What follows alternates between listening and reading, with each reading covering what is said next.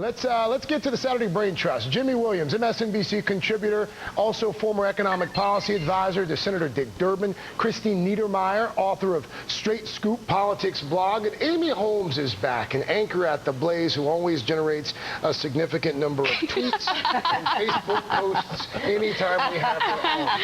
I aim to deliver, Craig. Oh, boy, do you ever. Jimmy, let me start with you. As we just heard there from Mike Elk, most fast food workers, most earn slightly more than the minimum wage, but 19% of workers in the leisure and hospitality industry, which includes food workers, earn at or below the minimum wage. That's about 3.5 million people.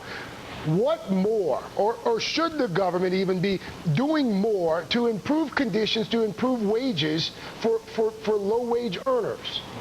Well, it's not like the corporate America is not sitting on a ton of profit. We know that's the case. The question is can the government, and by the way, it's not the government's job to, quote, create jobs, and yes, I'm a Democrat saying that. It's government's job to create incentives for America's businesses to do so, and that's what I think is lacking here. I think there is this disconnect between our federal system of government, both the Republicans and the Democrats in Congress and the White House, trying to incentivize America's corporations like McDonald's, Walmart, Target, et cetera, and small businesses to give them incentives to go and hire higher wage earners and people and workers, and that would make a lot of sense. I'm not sure exactly how you do that except through tax incentives, and that would run contrary to tax simplification, but it's something that might be worth trying. Christine, you know, there's a lot of talk about what we're seeing right now with regards to this new economy, higher than average unemployment over the long term. There's a lot of talk about, you know, whether this is going to be the new normal. This current spat, for lack of a better description, between corporations and workers, is it different this time, or is this just another chapter in what seems to be a never-ending story? Well, the difficulty you have is that there is some recovery, but there seems to be a jobless recovery, and that's what I think a lot of people are complaining about. And the difficulty, you raise a good point in terms of the relationship between corporations and employees.